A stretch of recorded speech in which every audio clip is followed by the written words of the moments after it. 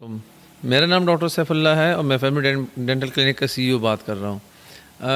ये एक मिथ पाया जाता है, पेशेंट हमारे पास आते हैं, पूछते हैं कि स्केलिंग से दांत डैमेज होते हैं या दांत कमज़ोर हो जाते हैं।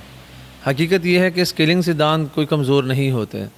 ये रिसर्च एक हुआ है जिसमें बताते हैं कि 40% पेशेंट्स को ये एक फ़ियर होता है कि स्केलिंग से दांत वीक हो जाता है। तो हम आपको ये बता दें कि ऐसा कुछ नहीं होता रियल में, स्केलिंग से दांत वीक नहीं होते। असल में ये होता है कि जो आपका टार्टर या कैलकुलस जो है, वो जब आपका जमता है वहाँ पे आ जाता है दांतों के बीच एरिया में, तो उसके रिस्पांस की वजह से जो रिस्पांस आता है उसकी वजह से मसूड़े डैमेज होना शुरू हो जाते हैं और आपकी हड्डी वो ख़राब होना शुरू हो जाता है। जब हड्डी ख़राब होती है तो मसूड़े बैठ जाते हैं और वहाँ पे एक स्पेस आना शुरू हो जाता है।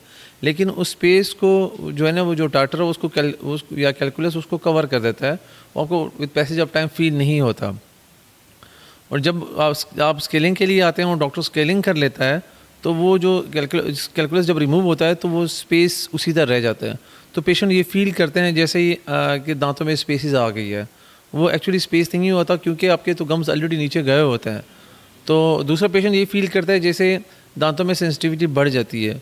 वो सेंसिटिविटी इसलिए होती है क्योंकि आपका रूट सरफेस एक्सपोज हुआ होता है। जो आपके दांत का एक सरफेस है वो ओरल एनवायरनमेंट में एक्सपोज हो जाता है जब हम कैलकुलस रिमूव कर लेते हैं। तो वो कुछ दिनों के लिए सेंसिटिविटी होती है, उसके बाद वो ख़त्म हो जाती है।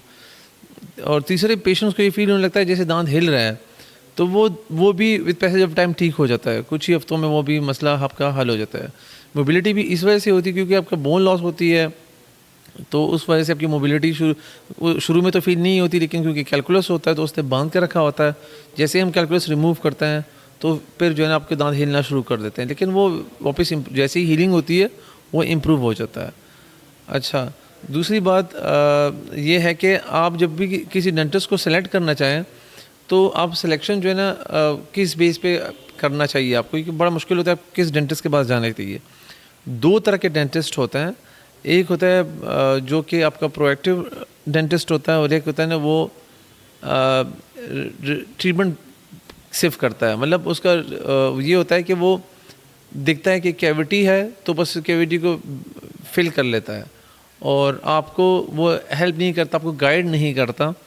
जो प्रोएक्टिव डेंटिस्ट होता है वो आपको गाइड करता है, वो आपको प्रोटेक्शन की तरफ लेके जाता है। वो आपको बताता है कि आपने अपने दांतों को कैसे प्रोटेक्ट करना है। They spend time with you, आपके साथ टाइम लगाता है, आपकी कंसल्टेशन में आपके साथ हेल्प करता है कि आपने अपने दांतों को ब्रश कैसे करना है, आपने फ्लॉसिंग कैसे करनी है, आपके दांतों को कैसे हमने प्रिवेंट करना है कीड़ा लगने से।